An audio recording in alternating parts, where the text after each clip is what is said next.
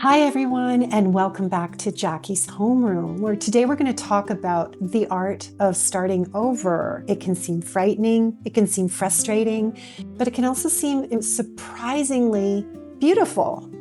Starting over. Most of us imagine life as a straight line. We think of going to school, we think of going to work, we think of reaching a success or having progress in our lives. And so we imagine ourselves steadily moving forward and building on what came before. But real life rarely follows a straight path. People lose their jobs, people move countries, they end relationships, they change careers, and they discover new passions. Sometimes we just wake up one day and we realize, I need a change of scenery. I think I want something different for my life. And oftentimes, English is part of that journey. And when this happens, we suddenly find ourselves at the beginning again, or that's what it seems like. In English, we use the phrase to start over. And at first it may sound negative to some people, as if everything that came before was wasted, as if all the effort, all the mistakes, all the lessons just disappear. But is that really true? Imagine a gardener, someone dedicated to gardening, who has worked in the same garden for many, many years and all of a sudden decides to change the design of the garden. They decide to change some of the vegetation, move some of it around, just create a different environment for the garden. So are they starting from zero? Of course not. They're bringing all of their knowledge with them. And so they know which plants thrive in the shade and which plants thrive in the sun. They know what mistakes to avoid. So the garden design may be new, but the gardener is not. And the same is true for life and language learning.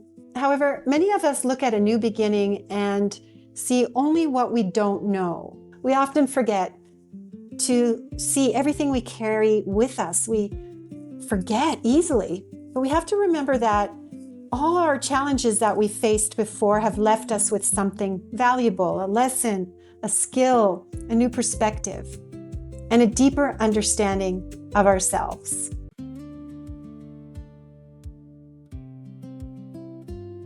So maybe starting over isn't really starting over, but rather just starting again, but wiser.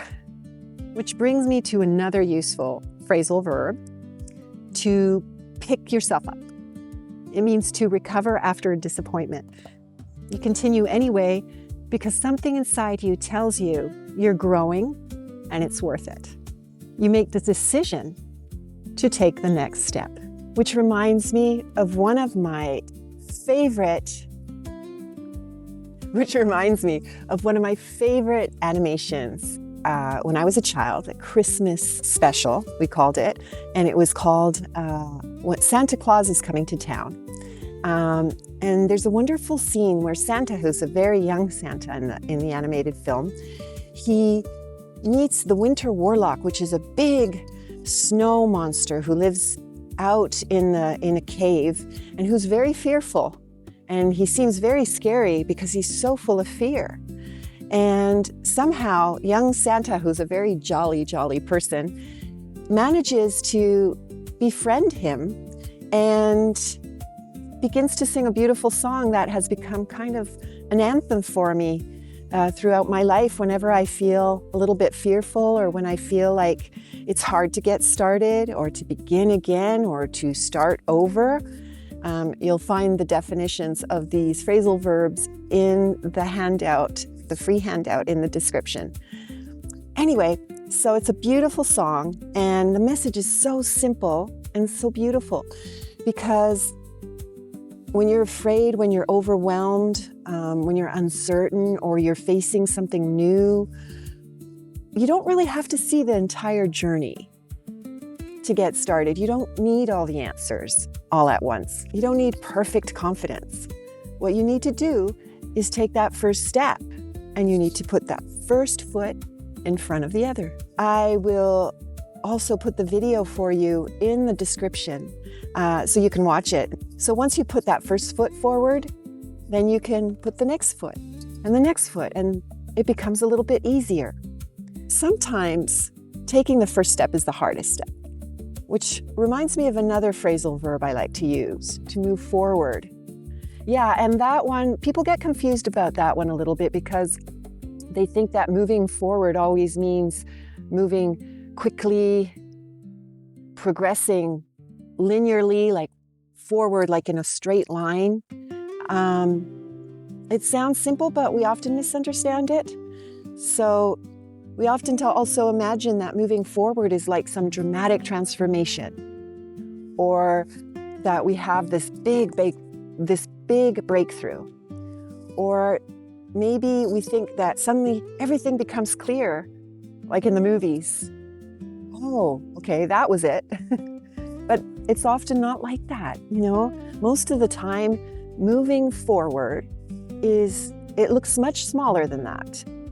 It looks like you're sending in an application for something, or you're making a phone call, or you're signing up for a class, or going to your next English class, or having a difficult conversation that you have been avoiding, or trying again after an unsuccessful attempt.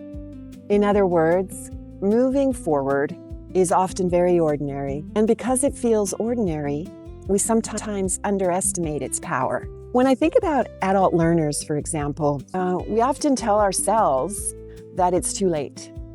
That it's too late to learn a language, it's too late to change careers, it's too late to move abroad, it's too late to begin again. Yet if you look closely at people who reinvent themselves, you'll notice something interesting. And they rarely begin with certainty. They begin with, I would say, the word is curiosity. They don't know how things will unfold. They simply become interested enough in the possibility to take the first step, and then the next one. The woodpecker. Life has a way of revealing itself gradually. The path often becomes visible only after we start taking it, after we start walking. And I think learning language teaches us this very well. No one becomes fluent overnight. No one wakes up speaking another language, except in very rare cases, I believe. No one starts speaking after learning a vocabulary list, although it's very helpful to learn the vocabulary. Instead, progress happens almost invisibly. A conversation starts to feel a little easier.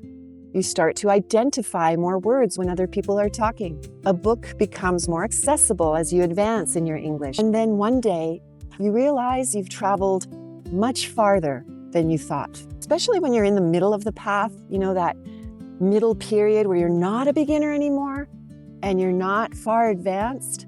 You're in that middle part, which can seem like a long, long time. And that's when you still have to keep putting one step in front of the other. But back to beginnings.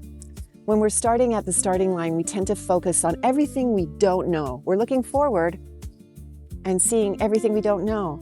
And we forget everything that we have learned. And so we can take a moment to look back and see the skills that we've developed so far, the confidence we've gained, the resilience that we've managed to discover in ourselves. And often we realize that starting over wasn't like an interruption to our story. It was the beginning of a new chapter that we couldn't have imagined before. So today I'd like to leave you with this thought or this question. Is there an area in your life where you've been waiting to feel completely ready to begin? Readiness is a strange thing. Sometimes it arrives before the action, but more often it grows because you've taken action, that first step. Thank you so much for being here on this journey with me. And remember, the gardener carries his or her experience into every new garden. And you carry your experience into every new beginning. So if life is asking you to begin again, don't focus on how far you have to go.